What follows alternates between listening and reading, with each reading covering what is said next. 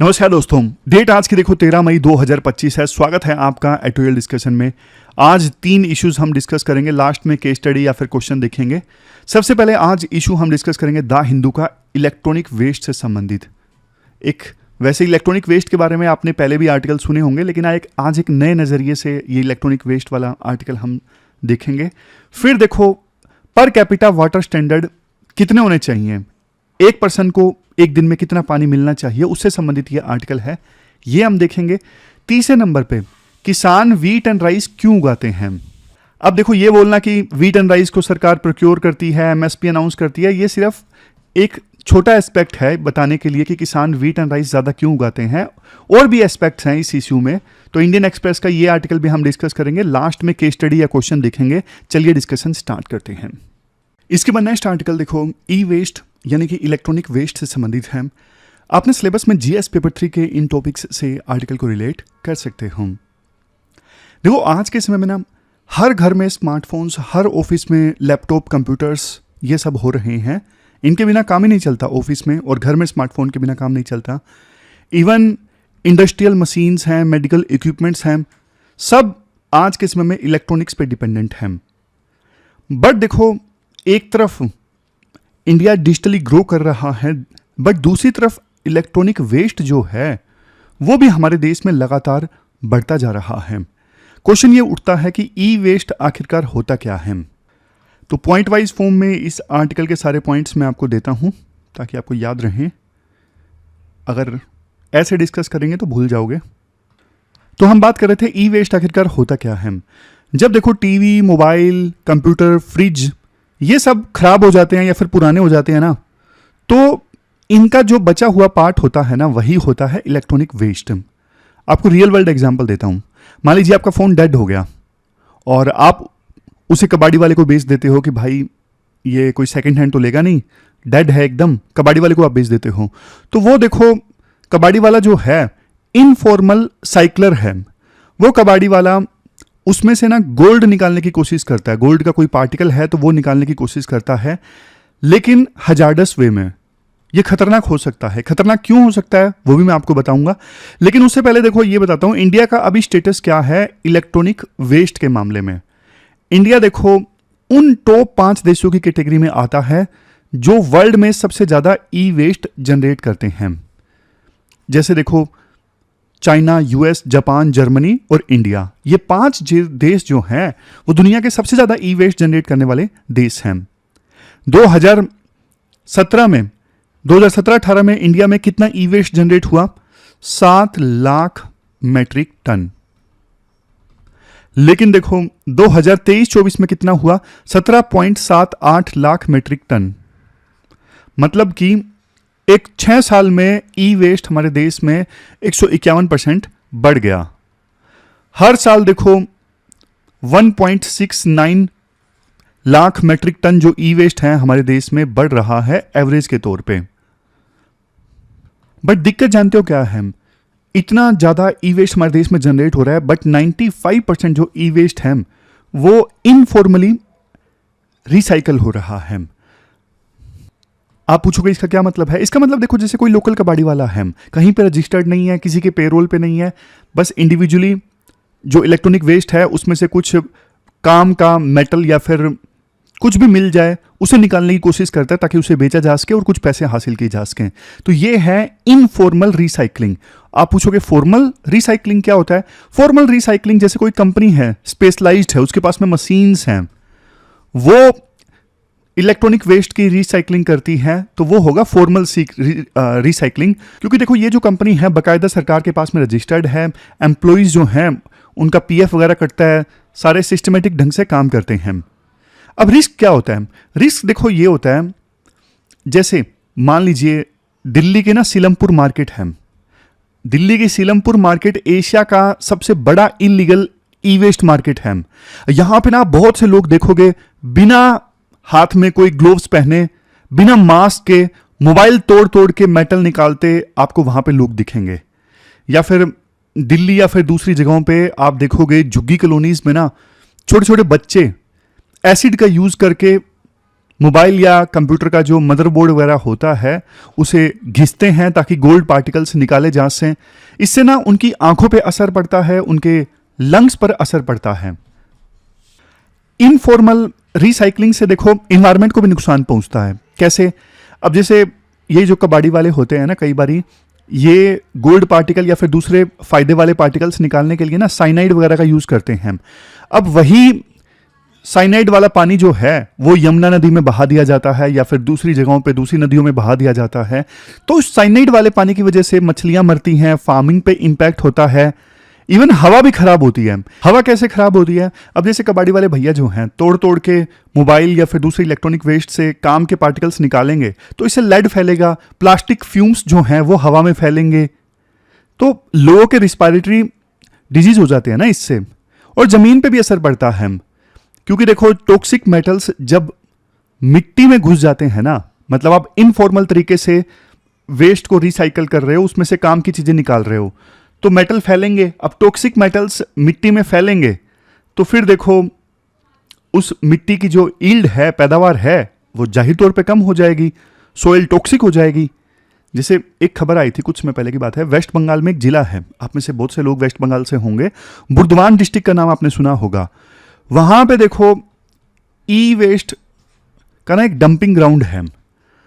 वहां पे जो डंपिंग ग्राउंड है ना इलेक्ट्रॉनिक वेस्ट का, आसपास सोइल की जो फर्टिलिटी है बहुत कम हो गई है, और इस पे काफी सारे जो स्टोरीज हैं वो पब्लिश हुई थी, शायद हमने भी एक बार डिस्कस की थी।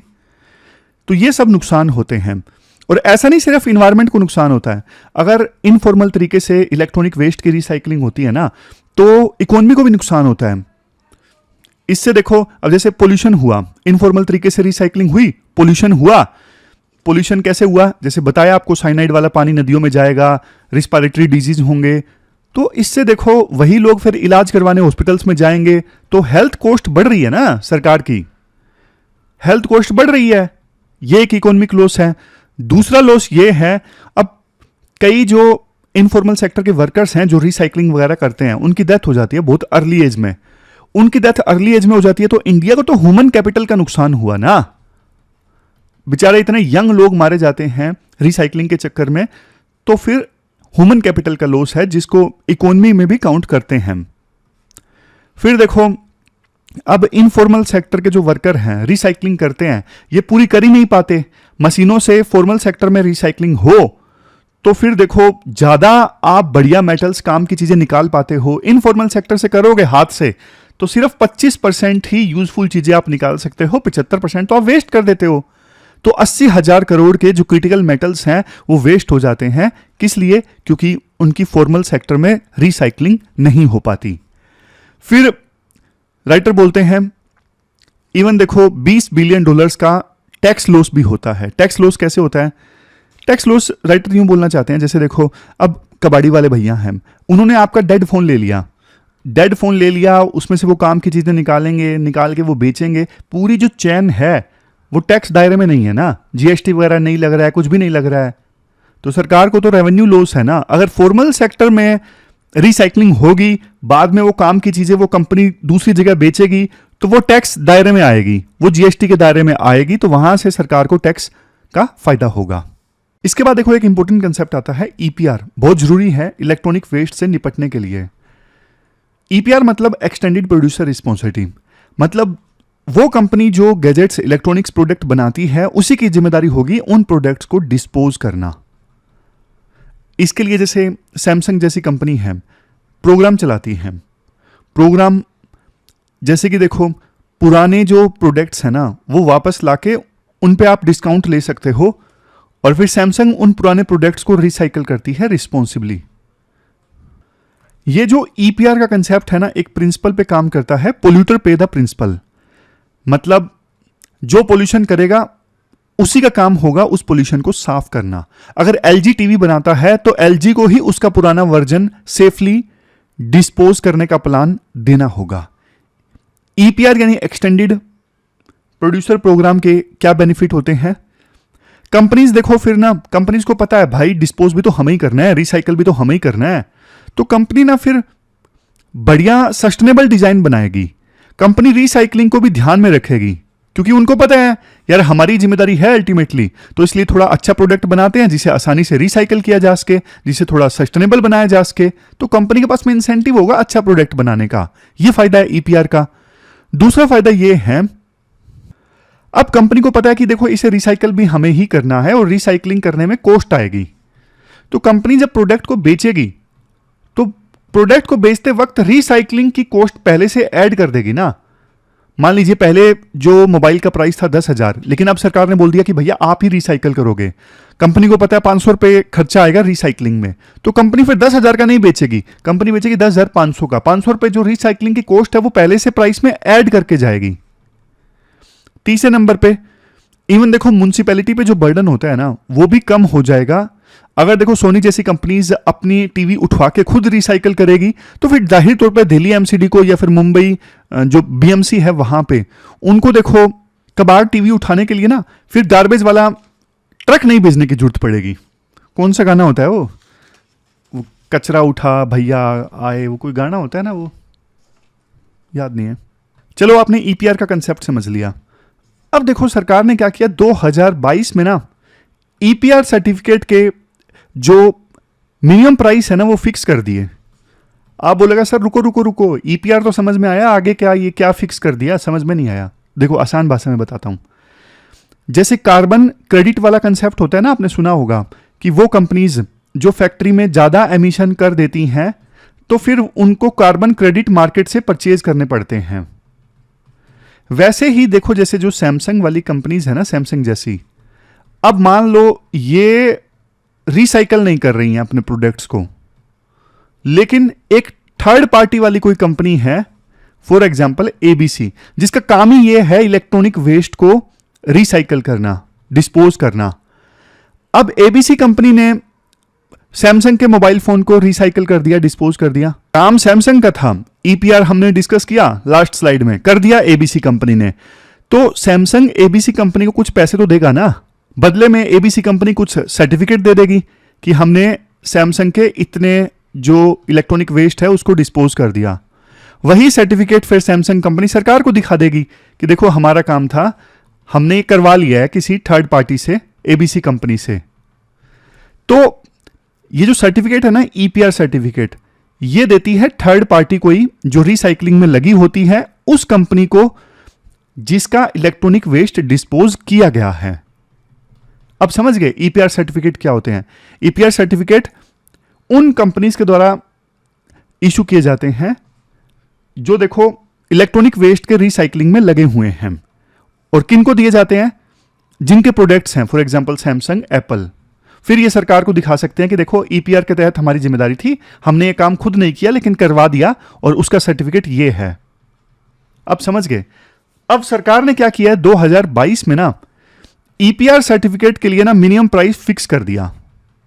क्या मतलब हुआ, अब जैसे सैमसंग जैसी कंपनीज, एबीसी जैसी कंपनीज से इलेक्ट्रॉनिक वेस्ट डिस्पोज करवा रहे थे ना, उसका प्राइस थोड़ा फिक्स कर दिया सरकार ने कि भैया ये जो एबीसी जैसी कंपनीज, सैमसंग जैसी कंपनीज को सर्टिफिकेट बेचेंगी ना, इस प्राइस, ये प्राइस तो कम से कम देना ही पड़ेगा। आप पूछोगे सर फायदा क्या हुआ, मिनिमम प्राइस फिक्स कर दिया, इससे तो उन कंपनीज को फायदा होगा ना जो एबीसी जैसी कंपनीज है जो रिसाइकलिंग करती हैं, उनको थोड़ा अच्छा प्राइस मिल जाएगा। यही तो फायदा है, एबीसी जैसी कंपनीज को अच्छा प्राइस मिलेगा तो देखो एक तो ऐसी कंपनीज और ज्यादा रिसाइकलिंग के बिजनेस में आएंगी। दूसरा, अभी तक ना ये फॉर्मल सेक्टर की कंपनीज थी ना, इनके लिए प्राइस थोड़ी अनफेयर थी, क्योंकि ये टैक्स वगैरह भरते हैं तो इनको महंगा पड़ता था इलेक्ट्रॉनिक वेस्ट को रिसाइकल करना, जब जो इनफॉर्मल सेक्टर के कबाड़ी वाले भैया हैं उनको बहुत सस्ता पड़ता था इलेक्ट्रॉनिक वेस्ट को रिसाइकल करना। तो इसलिए फॉर्मल सेक्टर की कंपनीज के पास में ना थोड़ा कम बिजनेस आता था। लेकिन अब सरकार ने इनका मिनिमम प्राइस फिक्स कर दिया तो इनको इंसेंटिव मिलेगा, ऐसी ज्यादा कंपनीज इस बिजनेस में आएंगी। अभी तक जो इनफॉर्मल सेक्टर की कॉस्ट एडवांटेज थी ना वो कम हो जाएगी और फॉर्मल सेक्टर की तरफ ज्यादा रुझान होगा।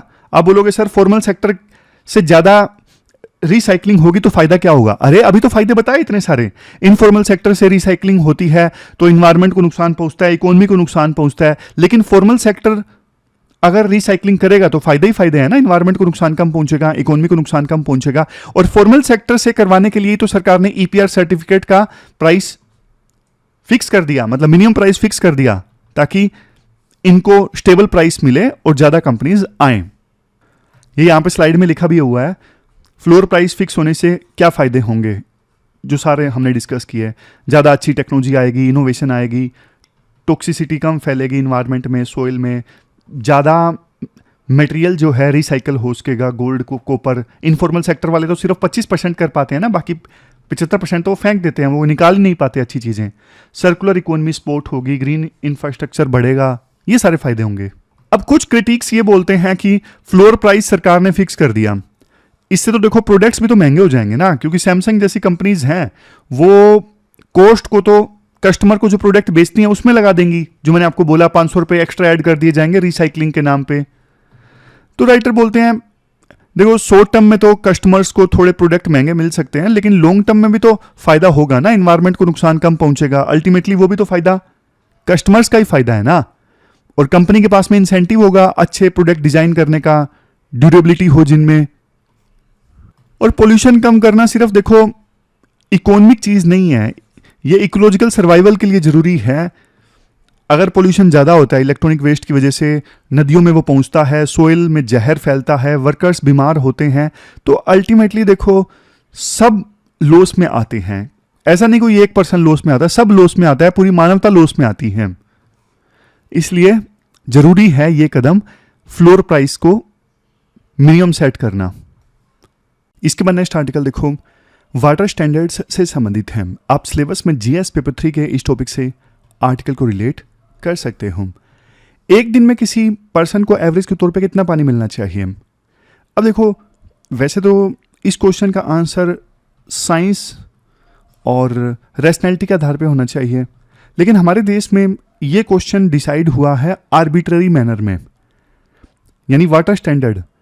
वाटर स्टैंडर्ड मतलब पर कैपिटा वाटर सप्लाई कितनी होनी चाहिए एक पर्सन को, जिसे बोलते हैं आईपीसीडी। इस पे विवाद है, इस पे ये पूरा आर्टिकल है, कितना होना चाहिए आईपीसीडी। तो इसको भी हम पॉइंट वाइज फॉर्म में डिस्कस करते हैं, ताकि पॉइंट्स आप यूज कर सको अपने आंसर्स में। इतना बेसिक आप समझ गए ना जो मैंने अभी तक बताया। आईपीसीडी का मतलब क्या होता है? आईपीसीडी मतलब पर कैपिटा वाटर स्टैंडर्ड। एक आदमी के लिए, आदमी मत बोलो, एक पर्सन के लिए, रोज एक पर्सन के लिए आईपीसीडी यानी पर कैपिटा वाटर स्टैंडर्ड है 240 का, फॉर एग्जांपल। जैसे देखो एग्जांपल के तौर पे मान लीजिए शहर में 1 लाख लोग रहते हैं और आईपीसीडी कितना है, पर कैपिटा वाटर स्टैंडर्ड है 135 लीटर। तो आपस में दोनों को मल्टीप्लाई कर दो, सरकार को पता लग जाएगा कि डिमांड इतनी है। समझ गए? तो आईपीसीडी का इस्तेमाल होता है शहर की या फिर गांव की डोमेस्टिक वाटर डिमांड निकालने के लिए, या फिर प्लानिंग और इन्वेस्टमेंट डिसाइड करने के लिए भी। जैसे डैम बनाना है या फिर पाइपलाइन बिछानी है तो पता होना चाहिए ना कितने पानी की डिमांड है। इवन अर्बन एरियाज को कितना पानी चाहिए, रूरल्स को कितना चाहिए, डिस्ट्रीब्यूशन कैसे होना चाहिए, उसको निकालने के लिए भी आईपीसीडी की आवश्यकता पड़ती है। और फाइनली देखो ये बताने के लिए कहां पे वाटर शॉर्टेज है और कहां पे पानी ओवर कंज्यूम हो रहा है, ये निकालने के लिए भी आईपीसीडी यूज होता है। आईपीसीडी समझ गए ना, पर कैपिटा वाटर स्टैंडर्ड। लेकिन दिक्कत क्या है? दिक्कत जो शुरुआत में मैंने आपको बताई, ये जो स्टैंडर्ड है ना, ये साइंस पे बेस्ड नहीं है, ना ही ग्राउंड रियलिटी पे। बस इंडिया ने आर्बिट्ररी मैनर में ये जो स्टैंडर्ड है वो तय कर लिया है, बिना किसी सॉलिड डाटा के, बिना किसी सॉलिड प्रूफ के। अब राइटर अपनी इस बात को साबित करने के लिए ना काफी तर्क देते हैं। आप सोचोगे किसने बनाया है ये स्टैंडर्ड? मतलब सरकार ने तो बनाया है, सरकार के अंदर किसने बनाया है? सरकार के अंदर देखो एक ऑर्गेनाइजेशन है CPHEO, CPHEO and BIS। BIS के बारे में तो आपने सुना होगा, bureau of Indian standard. CPHEO इसका क्या मतलब है? इसका मतलब है central public health and environmental engineering organisation. Central public health and environmental engineering organisation. इसके बाद राइटर बोलते हैं दोनों ऑर्गेनाइजेशन ने मिलकर डिसाइड तो कर लिया आईपीसीडी, बट ना तो ग्राउंड लेवल पे कोई सर्वे हुआ, ना ही पानी के कंजम्पशन का कोई एक्चुअल डेटा यूज किया गया ये स्टैंडर्ड निकालने के लिए। राइटर बोलते हैं देखो पानी की जो डिमांड है वो काफी सारे फैक्टर्स पे डिपेंड करती है। जैसे ज्योग्राफी क्या है किसी रीजन की। अब राजस्थान में जो पानी की डिमांड है वो केरला जितनी थोड़ी ना है, कल्चर पे डिपेंड करता है। इसके अलावा ज्योग्राफी पे डिपेंड करता है, कल्चर पे डिपेंड करता है और क्लाइमेट पे भी डिपेंड करता है, किसी राज्य में क्लाइमेट कैसा है, किसी रीजन में क्लाइमेट कैसा है। तो ये सारे फैक्टर्स जो हैं वो आईपीसीडी निकालने के लिए मैटर करते हैं, बट सभी राज्यों के लिए सेम आईपीसीडी है, चाहे वो मतलब रूरल और अर्बन एरिया में तो अलग अलग है, बाकी सभी राज्यों के लिए सेम है। तो ये कैसे पॉसिबल है? फिर इसके बाद राइटर बोलते हैं देखो कुछ शहर तो हैं वो अपने हिसाब से आईपीसीडी फिक्स कर लेते हैं, जैसे मुंबई है, मुंबई ने आईपीसीडी फिक्स किया हुआ है 240। इसके बाद राइटर ये बोलते हैं देखो ये जो आईपीसीडी के स्टैंडर्ड है ना, ये सिर्फ पेपर्स के लिए हैं, एक्चुअल में ग्राउंड लेवल पे ना सभी डेटा को ना अपने हिसाब से फ्लेक्सिबल ट्विस्ट कर देते हैं। जैसे एग्जाम्पल के तौर पे मुंबई ने ना गार्गी डैम प्रोजेक्ट बनवाते वक्त ना आईपीसीडी को यूज किया 150, जबकि दूसरे डैम प्रोजेक्ट्स के लिए आईपीसीडी लिखवाया 240। आप पूछोगे ये डिफरेंस क्यों है? क्योंकि देखो गार्गी डैम के लिए ना मुंबई को पैसा लेना था सेंटर से। अब सेंटर पैसा तभी देगा जब CPHEEO और BIS वाले स्टैंडर्ड्स को फॉलो किया जाएगा आईपीसीडी के लिए। तो उन्होंने लिखवा दिया, उन्होंने सोचा लिखवाने के लिए क्या जाता है, 150 लिखवा दो, ये हो जाएगा कि हाँ हम स्टैंडर्ड्स को फुलफिल कर रहे हैं तो डैम के लिए हमें पैसा मिल जाएगा। कहने का मतलब क्या हुआ, ग्राउंड लेवल पे ये आईपीसीडी वाला स्टैंडर्ड फॉलो होता ही नहीं है जो सेंट्रल गवर्नमेंट का है। स्टेट्स अपने अपने हिसाब से ट्विस्ट कर लेते हैं फंड्स हासिल करने के लिए। ये सिर्फ पेपर्स पे है, ग्राउंड लेवल पे नहीं दिखता है। अब आप एक चीज पूछोगे सर, ये जो सेंट्रल गवर्नमेंट के आईपीसीडी वाले जो स्टैंडर्ड हैं वो लिखवा लिए जाते हैं स्टेट्स के द्वारा कि हाँ हम ये फुलफिल कर रहे हैं, क्या ग्राउंड लेवल पे वो इंप्लीमेंट होते हैं? आंसर है नो। राइटर बोलते हैं अरे मीटर ही नहीं लगे पानी मेजर करने के लिए कि कहां पे कितना गया है, फंक्शनल मीटर ही नहीं है कि घर में कितना पानी आया है, तो कैसे पता लगेगा कौन कितना यूज कर रहा है? इवन घरों का छोड़िए, बल्क में कितना पानी गया है किसी रीजन में, जोनल वाइज पानी का डिस्ट्रीब्यूशन कैसा हुआ है, इवन वो मेजर करने के लिए भी कई जगहों पे मीटर्स नहीं हैं। तो देखो जब मीटर्स ही नहीं है तो पता ही नहीं लगेगा कि ग्राउंड लेवल पे कितना पानी का डिस्ट्रीब्यूशन हो रहा है।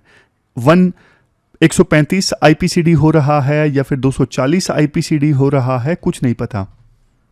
तो रियलिटी ये है, किसी को देखो एक दिन में 40 लीटर पानी मिल जाता है और किसी को मिल जाता है 200 लीटर। समझ रहे हो, इतना फर्क है। क्यों? क्योंकि मॉनिटरिंग ही नहीं है। कागजों में तो हर सिटीजन को 135 आईपीसीडी मिल रहा है, लेकिन वास्तव में नहीं मिल रहा है। अब इसके बाद आता है यूएन वाला पॉइंट।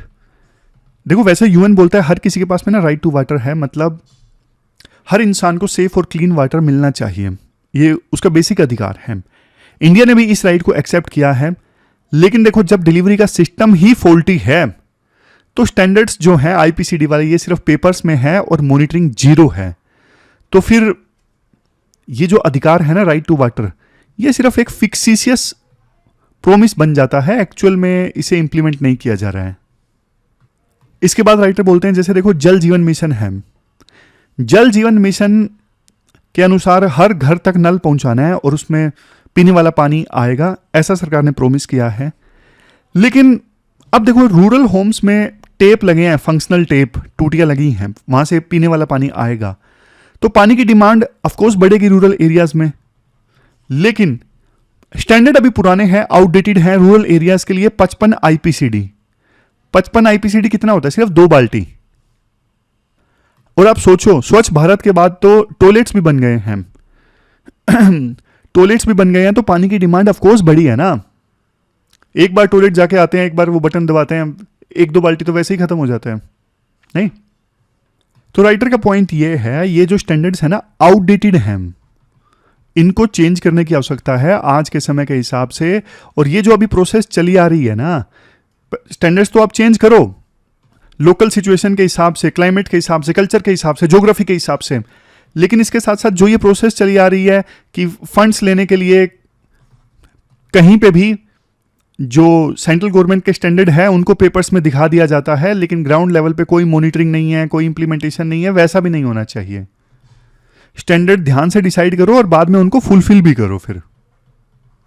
तो लास्ट में सजेशंस ये हैं, ये देखो यहां पे सजेशंस ये हैं, ग्राउंड लेवल कंजप्शन सर्वे करो, रियल डेटा लाओ, region specific per capita standard बनाओ, राजस्थान और केरला दोनों के एक जैसे नहीं हो सकते, फंक्शनल वाटर मीटर लगाओ, हर घर का यूजेज पता चले, बल्क का जो फ्लो डेटा है वो भी ट्रैक करो, जोन वाइज लीकेज समझो कहां पे किस जोन में ज्यादा जा रहा है कम जा रहा है, और इक्विटी पे ध्यान दो। पानी की डिलीवरी देखो रिच और पुअर के बीच में इक्वल होनी चाहिए। लास्ट में कंक्लूजन में ये बोला जाता है, ये जो पर कैपिटा नॉर्म है ना, ये प्लानर्स को हेल्प करता है पॉलिसी बनाने में, ना कि सिटीजन्स को। और पानी अगर देखो बचाना है तो कम से कम पानी के स्टैंडर्ड, पानी की मॉनिटरिंग तो अच्छे से होनी चाहिए। इसलिए एक तरफ जहां राइट टू वाटर इंश्योर करना है, दूसरी तरफ पानी की वेस्टेज बचानी है, तो कम से कम वाटर स्टैंडर्ड अच्छे से डिसाइड करो और उसको फिर फुलफिल भी करो। इसके बाद नेक्स्ट आर्टिकल, फार्मर्स राइस और व्हीट ग्रो करना क्यों ज़्यादा पसंद करते हैं। आप सिलेबस में जीएस पेपर 3 के इस टॉपिक से आर्टिकल को रिलेट कर सकते हो, और इंडियन एक्सप्रेस का ये आर्टिकल है। देखो सबसे पहले ना आप एक बात समझो, फार्मर्स में ना बिजनेसमैन होते हैं, वो रिस्क नहीं लेना चाहते। वो बात देखो अलग है कि क्लाइमेट चेंज की वजह से खेती आजकल हो गई है रिस्की काफ़ी ज़्यादा, लेकिन फार्मर्स अपनी तरफ से कोशिश करता है कि कम से कम रिस्क लें। तो फार्मर्स वो फसलें उगाना पसंद करते हैं जिसमें एमएसपी की गारंटी हो, ईल्ड जो पैदावार है वो बारिश पर डिपेंड ना करे, जिस फसल में रिसर्च सपोर्ट मिले, और जिस फसल पे बीमारी या पेस्ट का कम से कम असर हो। तो जाहिर तौर पे फार्मर्स वही फसलें उगाएंगे, और वही फसलें हैं ये राइस एंड व्हीट। सरकार इतनी कोशिश कर रही है कि किसान जो है राइस एंड व्हीट से दूसरी फसलों की तरफ मूव करें। हालांकि देखो अच्छा एमएसपी देना सिर्फ एक अल्टरनेटिव नहीं है कि हाँ भाई अच्छा एमएसपी दे दिया तो किसान राइस व्हीट को छोड़ के दूसरी जगहों पे मूव कर जाएंगे। नहीं, आप ना थोड़ा डेटा देखिए, राइटर डेटा देते हैं। पंजाब में ना 2015-16 में ना 29.8 लाख हेक्टेयर जमीन पे ना राइस की खेती होती थी। 2024-25 में 32.4 लाख हेक्टेयर पे, यानी राइस की खेती कम होने के बजाय पंजाब में बढ़ गई है। हम बार बार बात करते हैं कि पंजाब में पैडी खेती नहीं होनी चाहिए, क्यों? क्योंकि इससे ग्राउंड वाटर का लेवल जो है काफी नीचे जा रहा है, लेकिन बल्कि पैडी खेती तो बढ़ गई है, एरिया बढ़ गया है पंजाब में। और ना सिर्फ पंजाब में बल्कि तेलंगाना में भी ऐसा हुआ है। तेलंगाना में तो बहुत ज़्यादा जंप आया है, पहले सिर्फ 10.5 लाख हेक्टेयर पे पैडी खेती होती थी, अब ये बढ़ के हो गया 47 लाख हेक्टेयर। हर जगह ऐसा हुआ है।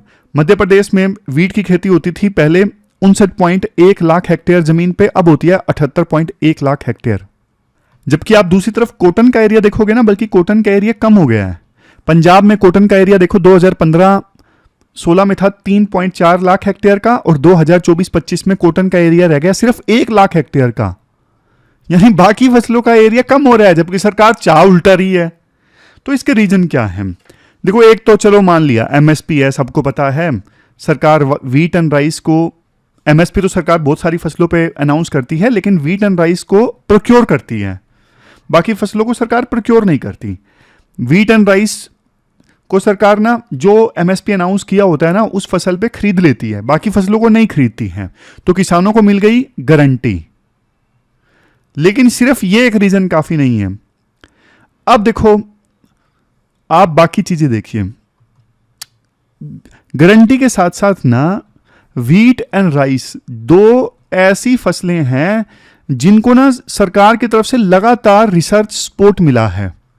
अब रिसर्च सपोर्ट मिलने की वजह से ना नई नई वैरायटीज आई हैं राइस एंड व्हीट के मामले में, जो ज्यादा पैदावार दे रही हैं। लेकिन बाकी फसलों के मामले में ऐसा नहीं हुआ है। जैसे राइटर ना काफी सारा एग्जाम्पल देते हैं। व्हीट की स्टोरी है, व्हीट की एक वैरायटी है, आप में से जो लोग किसान परिवारों से हैं वो ये बात समझते होंगे, HD 3385, ये लेटेस्ट है। HD 3385 2023 में आया। ग्रीन रेवोल्यूशन के दौरान व्हीट की वैरायटी आई थी, जैसे कल्याण सोना वैरायटी आई थी, सोनालिका आया था वैरायटी। कई बार यूपीएससी प्री में क्वेश्चन पूछती है कल्याण सोनालिका ये कौन सी फसल की वैरायटीज हैं। तो लेटेस्ट जो व्हीट की वैरायटी है ना HD 3385, इससे एवरेज ईल्ड हो गई है 6 टन पर हेक्टेयर की। पोटेंशियल बल्कि और भी ज्यादा है, 7.3 टन पर हेक्टेयर का पोटेंशियल है। अब ये नई वैरायटी है, इसके ऊपर असर नहीं होता येलो, ब्लैक या फिर ब्राउन रस्ट का। जल्दी उगाया जा सकता है, जल्दी उगाया जा सकता है, तो मार्च की जो हीट है उसका असर नहीं होता फिर वीट की फसल पे। तो अनेकों एडवांटेजेस हैं इस नई वीट की वैरायटी से जिसका नाम है HD 3385। उसी प्रकार से देखो पैडी की कई नई सारी वैरायटीज आई हैं। जैसे पैडी की एक वैरायटी आई 2024 में, जीन एडिटिंग करके नई वैरायटी सरकार लेके आई, कमला नाम है जिसका, कमला नाम है ना, कमला हाम। ये कौन सी टेक्नोलॉजी यूज की, जो हम साइंस टेक में पढ़ते हैं ना, CRISPR CAS जीन एडिटिंग, इस टेक्नोलॉजी का यूज किया गया पैडी की ये नई वैरायटी लाने के लिए जिसका नाम है कमला या कमला जो भी है। पहले राइस की एक वैरायटी आई थी संबा मसूरी, ये लेकिन 1986 में आई थी। लेकिन नई जो वैरायटी है ना ये पैडी की, जिसका मैंने नाम लिया अभी कमाला, अब इससे ना पैडी का जो यील्ड है ना per hectare 5.37 ton per hectare तक पहुंच गया, और पोटेंशियल तो 9 टन का है। और सीजन जल्दी खत्म हो जाता है इस नई वैरायटी से, सिर्फ 130 दिनों का सीजन रहता है। रूट का बायोमास भी ज्यादा है तो न्यूट्रिएंट्स का यूज बेटर होता है।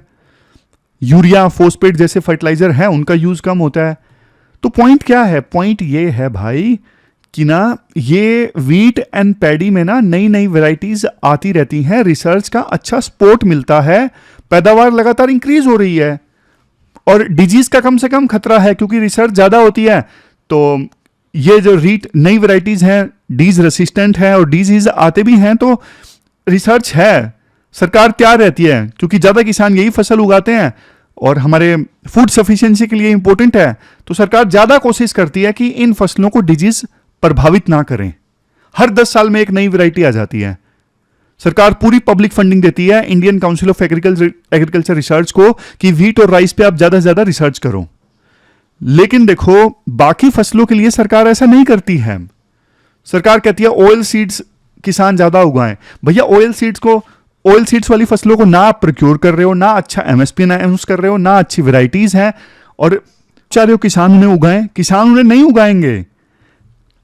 पैडी खेती में जैसे नई नई टेक्निक्स भी आ रही हैं उगाने की, जैसे हम पढ़ते हैं प्रीलिम में, डायरेक्ट सीडिंग राइस है, कोई नर्सरी की जरूरत नहीं, कोई ट्रांसप्लांट नहीं, पानी भी बचता है, लेबर भी बचता है। हाइब्रिड राइस है, शॉर्ट ड्यूरेशन वैरायटीज आ गई हैं, अलग अलग वैरायटीज जहां एक तरफ आई हैं, अलग अलग टेक्निक्स भी आई हैं। दूसरी फसलों में हम इतने आगे नहीं बढ़े हैं। तो कंक्लूजन में मैं आपको बोलूं, राइस एंड व्हीट का ना गोल्डन ईरा चल रहा है, चाहे अनचाहे सरकार की सपोर्ट है पूरी। और दूसरी क्रॉप्स में अभी भी इंस्टेबिलिटी है, प्राइस क्रैश हो जाता है, रिसर्च का लैक है। तो फार्मर्स रैशनल होते हैं, उन्हें जहां प्रॉफिट दिखेगा वहीं तो वो जाएंगे ना। तो ये पूरा आर्टिकल हमने डिस्कस किया। इसके बाद देखो एथिक्स का एक क्वेश्चन है, वीडियो को पॉज करके ना आप ध्यान से पढ़िए।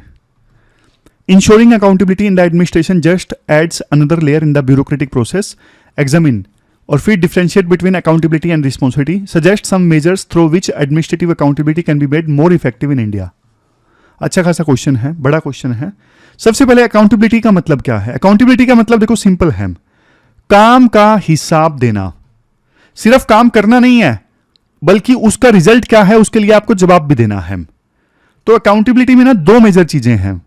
पहला है आंसरेबिलिटी, मतलब आप बताओ कि क्या किया है, क्यों किया है, जो आपने किया है वो आपको बताना पड़ता है।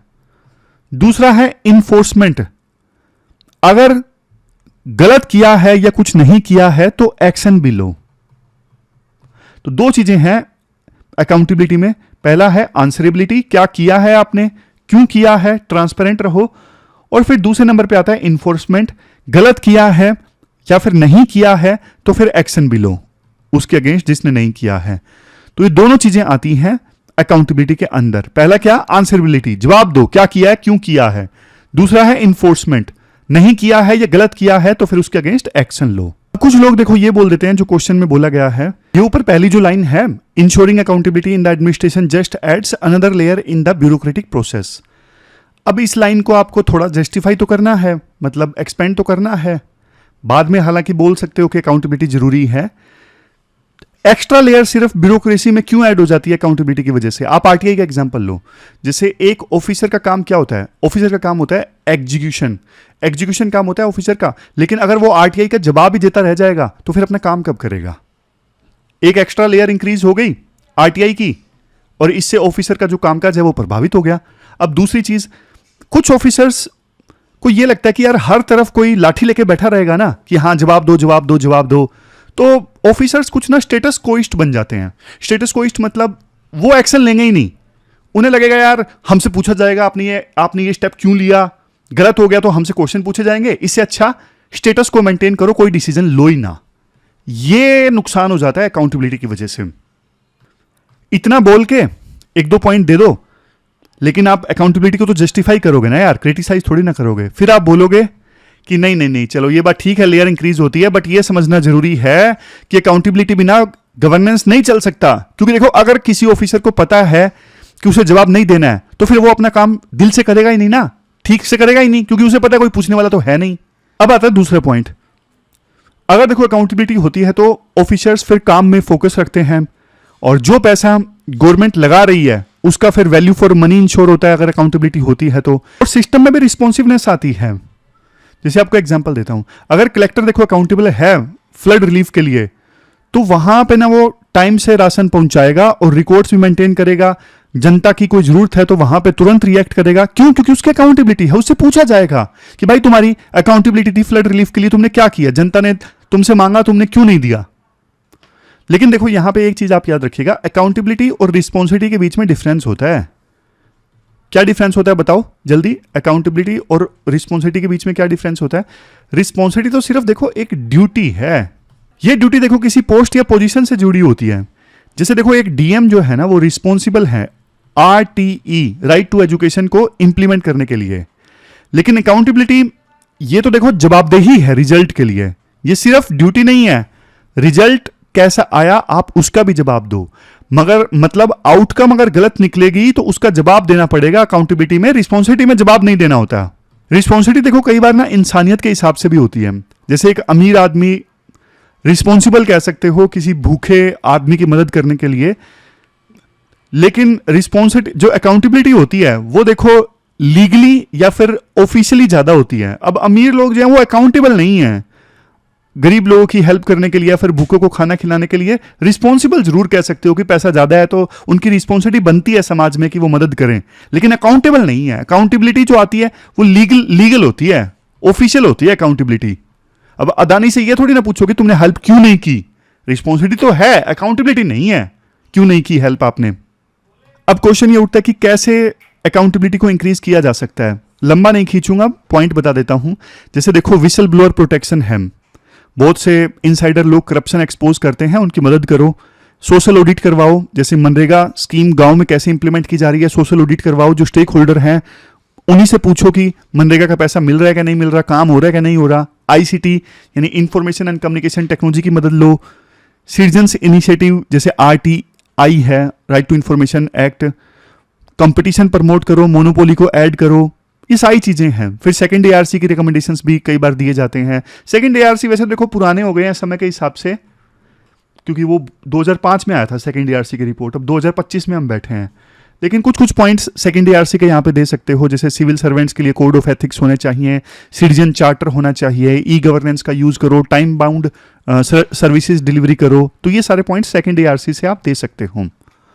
तो ये पूरा क्वेश्चन हमने डिस्कस किया। वैसे कंक्लूजन में क्या लिखोगे आप?